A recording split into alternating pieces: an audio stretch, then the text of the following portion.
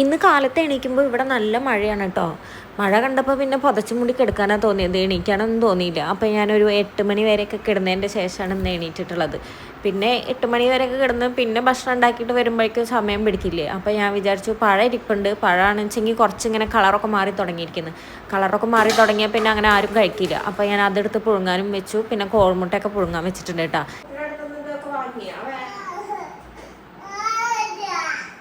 Charge തീർന്നല്ലേ? Charge ചെയ്ത് വെക്കണ്ടടാ.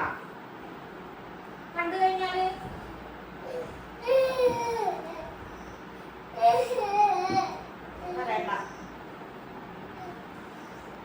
ആര്യനും സീമോളും എണീറ്റിട്ട് രാവിലെ തന്നെ ടാബ് കണ്ടിട്ട് കിടക്കായിരുന്നു കേട്ടോ. അപ്പോൾ ഞാൻ ടാബ് ഓഫ് ചെയ്ത് വെക്കാൻ പറഞ്ഞിട്ട് ആര്യ സീമോളുടെ കയ്യിൽ നിന്ന് ടാബ് ഓഫ് ചെയ്തിട്ടുണ്ടായിരുന്നു. അപ്പോൾ അതിനാണ് കരച്ചിൽ. ആര്യനെ 2 ചീറ്റൊക്കെ പറയണ പോലെ കാട്ടിയപ്പോൾ അവൾക്ക് സമാധാനമായിട്ടാ. പഴമൊക്കെ കട്ട് ചെയ്തിട്ട് ഞാൻ ആവി കയറ്റാൻ വേണ്ടിയിട്ട് വെച്ചിട്ടുണ്ട്. കോഴിമുട്ട അതായത് അപ്പുറത്ത് ഞാൻ പുഴുങ്ങാനും വേണ്ടിയിട്ട് വെച്ചിട്ടുണ്ട് കേട്ടോ. സീമോള് എണീറ്റ് വന്നാൽ തന്നെ കരഞ്ഞിട്ടാണല്ലോ. അപ്പം ഇനിയിപ്പോൾ അവൾ ഇതാ ഓരോന്നിന് വേണ്ടിയിട്ട് ഇങ്ങനെ ചോദിച്ചുകൊണ്ടിരിക്കുകയാണ്. അപ്പോൾ ഇത് എന്താ ചിപ്സ് അവിടെ ഇരിക്കുന്നുണ്ട്. അപ്പോൾ അത് കണ്ടപ്പോൾ അത് വേണമെന്ന് പറഞ്ഞിട്ട് ചോദിക്കുകയാണ്. അപ്പോൾ അതല്ല, ബൂസ്റ്റിൻ്റെ പാക്കറ്റാണ്. ബൂസ്റ്റ് ഞാൻ ഹോർലിക്സൊക്കെ കഴിഞ്ഞപ്പോൾ ഞാൻ ബൂസ്റ്റ് കുറച്ച് ഇവിടെ അടുത്തുള്ള കടയിൽ നിന്ന് പാക്കറ്റ് വാങ്ങിയിട്ടുണ്ടായിരുന്നു. അപ്പോൾ അത് പാക്കറ്റ് കിട്ടാൻ വേണ്ടിയിട്ടാണ് കേട്ടോ കരയണത്. അതിങ്ങനെ കയ്യിൽ പിടിച്ച് കൊണ്ട് നടക്കാൻ വേണ്ടിയിട്ട്, അതങ്ങനെ പൊട്ടിച്ച് കഴിക്കൊന്നുമില്ല. അതിൻ്റെ ആ കളറ് കണ്ടിട്ടാണ് തോന്നുന്നു അത് കയ്യിൽ പിടിച്ച് നടക്കാൻ നല്ല ഇഷ്ടമാണ്. ഇതിൻ്റെ ഇടയിൽ ആര്യൻ്റെ അടുത്ത് മാമത്ത് എന്ന് പറയുന്ന ആനേനെ കുറിച്ചിട്ട് പറഞ്ഞു തരികയാണ് കേട്ടോ. ഞാനാണെച്ചെങ്കിൽ അങ്ങനത്തെ ആനേനെ കുറിച്ചിട്ട് കേട്ടിട്ട് തന്നെ ഇല്ല. അവൻ പറഞ്ഞപ്പോൾ ഞാൻ പറഞ്ഞു അങ്ങനത്തെ ആനയൊന്നും ഇല്ല എന്ന് പറഞ്ഞപ്പോൾ അവൻ എനിക്ക് ഫോണിൽ വിക്കിപീഡിയയിൽ എടുത്ത് അവിടെ നിന്ന് കാണിച്ചു തരികയാണ്. എത്രയും 4000 വർഷങ്ങൾക്ക് മുന്നേ ഉണ്ടായിരുന്ന ആനയാണ് അതെന്ന്. അപ്പോൾ ഞാൻ അതിനെ കുറിച്ചിട്ട് വായിച്ചു നോക്കുകയാണ് കേട്ടോ, അവൻ കൊടുന്ന് കാണിച്ചു തന്നപ്പോൾ. ആര്യം വലുതായി വരുന്നതിനനുസരിച്ചിട്ട് ഇപ്പോൾ ഞാൻ ആര്യൻ്റെ അടുത്തു നിന്നാണ് കൂടുതൽ കാര്യങ്ങൾ ജനറൽ നോളജൊക്കെ അറിഞ്ഞുകൊണ്ടിരിക്കുന്നത്. എന്തായാലും എനിക്കങ്ങനെ ജനറൽ നോളജ് വലിയ അറിവും കാര്യങ്ങളൊന്നും ഇല്ല കേട്ടോ. ആര്യനാണ് ഈ സംഭവങ്ങളൊക്കെ. ആര്യ സ്കൂളിൽ നിന്ന് പഠിക്കണതും പിന്നെ ഇങ്ങനെ ടി വിയിലൊക്കെ ഓരോന്ന് കാണുമ്പോൾ അവങ്ങനെ ഇതുപോലെ വന്ന് പറഞ്ഞു തരും. അപ്പോൾ ഞാൻ കേൾക്കാത്ത കാര്യമാണെന്ന് വെച്ചെങ്കിൽ ഞാൻ പറയുക അങ്ങനെയൊന്നും ഇല്ല, ഈ വെറുതെ ഒക്കെ പറയണമെന്ന് പറഞ്ഞാൽ ഇതേപോലെ ഫോണിൽ സെർച്ച് ചെയ്തിട്ട് അതിൻ്റെ ഇത് കൊടുന്ന് കാണിച്ചു തരും കേട്ടോ. അപ്പോൾ അത് വായിച്ച് നോക്കുമ്പോഴേക്കും മനസ്സിലാവുമല്ലോ. ഞാൻ പാല് തിളപ്പിക്കാൻ വെച്ചിട്ടുണ്ടായിരുന്നു. അപ്പോൾ പാല് തിളച്ച് വരുമ്പോൾ ആരിനോട് ഓഫാക്കാൻ പറഞ്ഞിട്ടുണ്ടായിരുന്നു. അപ്പോൾ പാല് തിളച്ച് വരുമ്പോഴേക്കും അവൻ ഓഫാക്കി. ഞാനാണെച്ചെങ്കിൽ അടിച്ചു വരുമായിരുന്നു. അപ്പോൾ ഞാൻ വന്നിട്ട് വീണ്ടും ഒന്ന് തിളപ്പിച്ചിട്ട് ഓഫ് ചെയ്ത് വെക്കുകയാണ് കേട്ടോ. പിന്നെ അതാ ഞാൻ ബാക്കി പോയിട്ട് അടിച്ചു വരികയാണ്.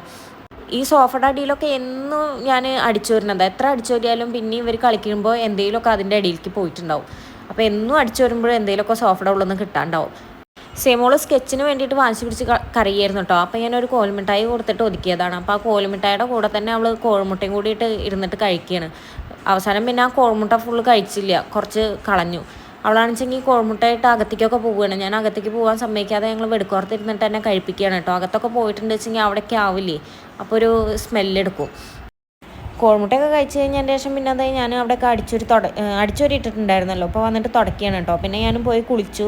ഇന്ന് ഞാൻ ചെമ്മീൻ ബിരിയാണി വെക്കാമെന്ന് വിചാരിച്ചിട്ട് ചെമ്മീനൊക്കെ ഫ്രീസറിൽ നിന്ന് എടുത്ത് പുറത്തേക്ക് വെച്ചിട്ടുണ്ടായിരുന്നു. അപ്പോൾ അതിൻ്റെ തണുപ്പ് വിട്ടിട്ടില്ല. പിന്നെ കുളിയൊക്കെ കഴിഞ്ഞ് വന്നപ്പോഴേക്കും 12:30 ആയിട്ടുണ്ടായിരുന്നു. അപ്പോൾ ഞാൻ ഗോതമ്പ് ദോശ ഉണ്ടാക്കിയിട്ട് ഞങ്ങൾ 3 പേരും കൂടിയിട്ട് ഇരുന്ന് കഴിക്കുകയാണ് കേട്ടോ.